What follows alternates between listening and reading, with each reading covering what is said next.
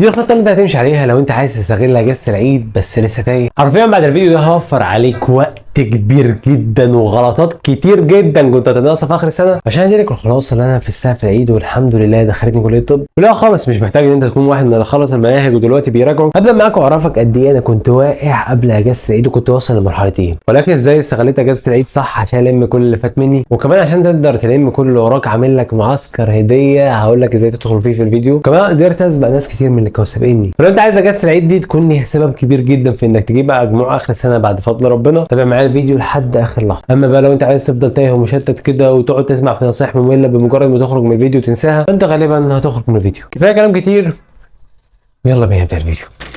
السلام عليكم ورحمه الله وبركاته عزيزي المذاكراوي، كل سنه وانت طيب ويا رب تكون بخير. عامه الفيديو ده ينزل في اول يوم العيد، بس بعد ما تكون انت خلصت كل الاجواء الاحتفال والبهجه بتاعتك وبدات تفتكر تاني انت ثالث ثانوي وعندك تراكمات محتاج تلمها. لو انت اول مره تشوفني فانا دكتور زي، والقناه هنا هدفها الاساسي انها تحول لك ثالث ثانوي من سنه مقرفه ورخمه وبايخه لسنه سهله وتافهه. فعشان ما تفوتش حاجه مهمه زي معسكر النهارده على سبيل المثال اتاكد انك مفعل زر الجرس. 30 رمضان 2022. في الوقت ده عزيزي المذاكراوي كنت لسه طالب في ثالثه ثانوي زيك. انت عارف بقى ان الفتره دي بتكون انت لسه طالع من رمضان والمفروض تكون بتجهز نفسك للمراجعات وبتخلص كل التراكمات اللي وراك ومش عارف تجيبها من هنا ولا من هنا. بص اكتر فتره فيها ضغط في السنه انا عارف، وزي ما تقول كده الحقيقه انا ما كنتش لسه دكتور زي، كنت لسه زي السيد عادي بصراحه. لكن بيني وبينك انا كنت شادد شويه في رمضان. ليه؟ لان انا كنت بصراحه بحب الصيام، لكن حبي للصيام ده للاسف ما كانش كافي خالص انه يوصلني للمرحله بتاعتي انا مخلص كل حاجه بقى ومرتاح والدنيا معايا زي الفل. اتسحرت في اخر يوم في رمضان وقعدت اذاكر بعد كده لحد ما جه ميعاد اول درس. فالمهم جهزت نفسي وبدات انزل عشان انزل اروح على اول درس. وانا رايح لقيت واحد صاحبي اسمه محمد وكان رايح معايا نفس الدرس. بقول له يا محمد ايه الاخبار، اخبار المواد معاك عامله ايه؟ قال لي والله يا زوز بص دي بتحاول، ويعني بصراحه انا حاسس ان دي بتعك مني جامد. الحمد لله خلال الفتره اللي فاتت خلصت حبه تراكمات كويسه، بس يعني لسه برضو الحديثه مثلا ما فتحتهاش. في المذاكره في رمضان متعبه بغباء. قلت له مين سمعك يا عم، والله بجد هي فعلا المذاكره في رمضان متعبه. وعلى فكره انا كمان تقريبا مراكم من الحديثه، يعني اللي بدني والله بخلص في تراكمات كتير تانية، بس لسه برضو الحديثه دي عشان جت في وقت غلط كده فانا حرفيا ما فتحتهاش. وانا عايزك تشوف انا كنت هنا واصل لمرحله ايه، وعلى اخر الفيديو هكون وصلت لمرحله ايه.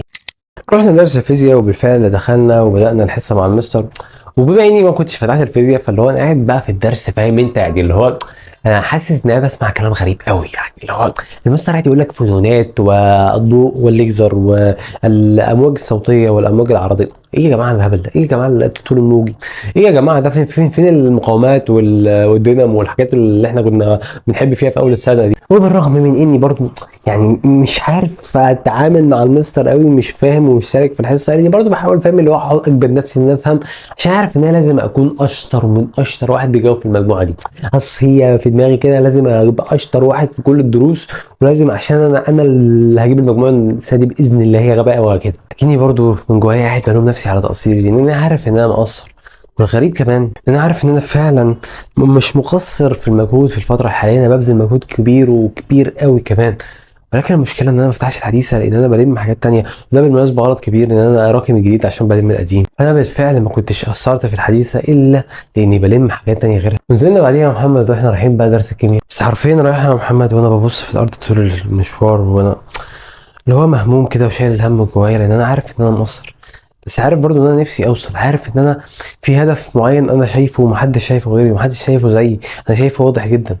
بس المشكله فيها عقبات كتير جدا جدا جدا ضده، وحاجات كتير كده اللي هو انا هعدي الحاجات دي ولا لا. انا مش عارف، بس انا عندي يقين وثقه ان الموضوع ده هيحصل. عندي يقين ان الحلم اللي انا شايفه في اخر الطريق ده هوصل له باذن الله. ازاي؟ ممكن مش عارف دلوقتي، بس بعد كده انا متاكد ان النهايه دي باذن الله هشوفها. انا متاكد واثق شايفها بعيني. فانا ماشي رايح الدرس كانت تعدي عليا كل اللقطات بتاعت السنه كده وافتكر كل لحظه انا قصرت فيها ببقى ايه هين عليا اولع في نفسي حرفيا. اللي هو انت ازاي تقصر، ازاي تنام في اليوم ده بقى كتير كده، ازاي كنت بتضيع وقت هنا ولا كنت بتعمل حاجه، وحلمك انت ازاي ضحيت بجزء من حلمك مقابل الهبل اللي انت كنت بتعمله ده. في نفس الوقت بيتعدي عليا لحظات تانية ابص فيها الاقي انا سهرت وتعبت وحرمت نفسي من هنا عشان كذا، وحرمت نفسي من كذا عشان اذاكر، وحرمت نفسي من هنا عشان اذاكر. وبعدين انا الحسبه بالنسبه لي في دماغي تايهه ومش عارف هو انا كده تعبت ولا ما تعبتش. مش هقول لك ان انا اكتر واحد تعب في الطلبه، مش هقول لك ان انا كنت ضايع وخالص وما فتحتش ولا كتاب ولا اعرف ولا كلمه من اول السنه. انا كنت عارف ان انا بذلت مجهود ومجهود كبير، بس عارف ان المجهود ده مش كفايه ان هو يوصلني لاي حاجه انا عايزها. والحقيقه كنت سمعت قصه كده في ثالثه ثانوي لما كان الرسول صلى الله عليه وسلم في الفتره اللي هي كان تحول القبله، ان الرسول صلى الله عليه وسلم من جواه مش حابب القبله الجديده قوي، يعني كان نفسه القبله تبقى هي موجوده فين؟ موجوده في مكه. فبص للسما كده من غير ما يتكلم، من غير ما ينطق ولا كلمه، وقال، مش قال حاجة، بس عارف انت اللي هو من جواه خاطب ربنا بقلبه بس من غير ما يفتح ولا بق. فساعتها انا حرفيا عملت نفس الحركة، نفس الموضوع بالظبط. والدعاء بالقلب ده بيبقى اخلص بكتير جدا. فبصيت كده للسما وانا رايح درس، من جوايا بقول يا رب، انت عارف ان انا عايز اوصل، انت عارف ان انا عايز اوصل، بس عارف برضو ان انا عارف ان انا ما وصلتش لمرحلة التعب اللي تخليني اسبق كل الناس دي، ما وصلتش لمرحلة الاجتهاد والنجاح، ان انا اقول ان انا داخل وانا هبقى احسن واحد في الناس دي.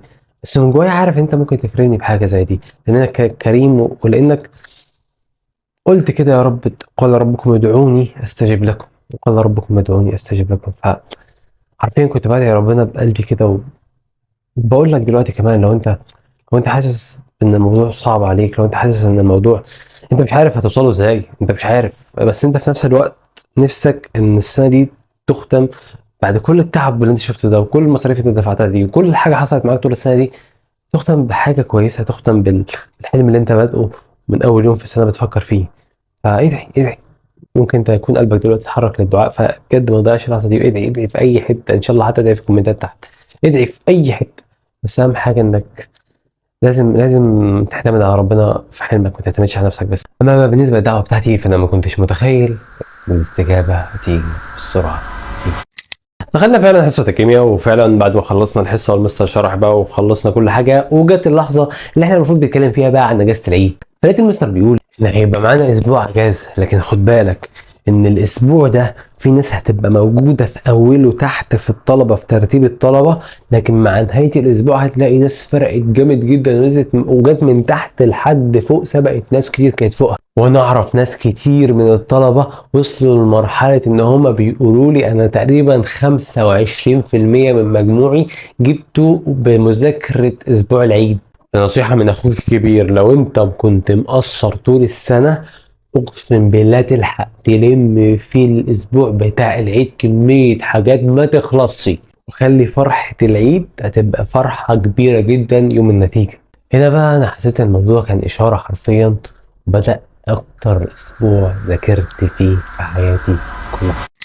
بعد ما خلصت الحصه وكنت ماشي يا محمد، فالمهم بيقول لي كده، بقول لك ايه، واحنا كده هنعمل ايه بقى في الحديثه اللي احنا ما فتحناش من اول السنه دي؟ قلت له بص، انا لسه سامع كلام المستر وحاسس ان دي حرفيا اكبر اشاره من ربنا ان انا هقدر الم كل اللي انا واقع فيه حتى لو الحديث ده. ليه لقيته قاعد يقول كلام محبط ويتكلم ويقول لا يا عم احنا مش هنقدر نلم كل اللي وراه ده، يعني احنا هنقدر نلم امتى؟ وبعدين في ناس اجتهدت من اول السنه، اكيد هيجوا الاسبوع ده هم كمان يجتهدوا وهم اللي هيوصلوا اصلا، واحنا مش هنوصل لاي حاجه. هنا بقى انا رحت قايل بيني وبين نفسي كده، ده شكله كده بيحبطني، بس انا حرفيا مش هسيب ذره مجهود جوايا حتى لو ما حدش خلص الحديثه، بس مش هسيب ذره مجهود جوايا في اجازه العيد دي غير لما اطلعها، بحيث انا مجرد ما تنتهي اجازه العيد انا حرفيا بص مفيش ذره مجهود شلتها وهخلص الحديث، يعني هخلص الحديث. رحت قايل له تمام يا محمد سلام، انت بقى دلوقتي وانا بقول لك من هنا، خد بالك ان في ناس كتير محبطه، في ناس محبطه اوريدي ومش هتوصل لحاجه، وفي نوع كده بيبقى محبط فاهم انت اللي هو بيتخابس عليك وهو اصلا مخلص 3 4 كتب في كل ماده. كده كده لازم تبعد عن الاثنين دول، ولو انت مش لاقي الصديق اللي هو المفروض يشجعك بقى على المذاكره او يشجعك انك تنجز كل اللي وراك،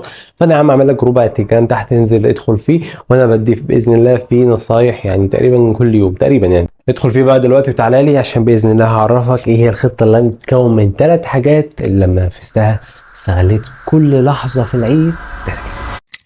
رحت البيت، وفعلا بعد ما دخلت البيت بصيت كده يعني كل التراكمات اللي موجوده عندي في الاوضه، قلت يعني هم حبه الكتب دول اللي هيمنعوني ان انا اوصل لحلمي اخر السنه؟ حبه الكتب دول اللي هيمنعوني من ان انا يتقال عليا اخر السنه ده واحد نجح؟ هل انا هسمح بالقصه تنتهي بالشكل ده بسبب حبه الكتب دول؟ وقلت بص العيد ده مش هيخلص غير لما باذن الله كل التراكمات دي تكون خلصانه، يا اما كلها يا اما على الاقل اوحش حاجه منها. كان بالنسبه لي الحديثه وقتها ان انا ما كنتش اعرف فيها كلمه. اول خطوه بقى عملتها عشان اعرف انفذ الكلام اللي انا بقول لك عليه ده، قلت لاهلي واصحابي كل الناس اللي تعرفني، يا جماعه انا مش موجود اليومين دول، اعتبروني مش موجود حرفيا في الحياه كلها، انا اللي هو بس موجود في الاوضه كده، ما الاوضه فاضيه من جوه، ما حدش، ما فيش حد، ما تنطوش عليا عشان اكل، ما تنطوش عليا عشان اشرب، ما تنطوش عليا عشان حاجه. انا اللي هو الحاجات دي هتخلص يعني هتخلص، انا لما اتعب هبقى اطلع اناديكم من بره.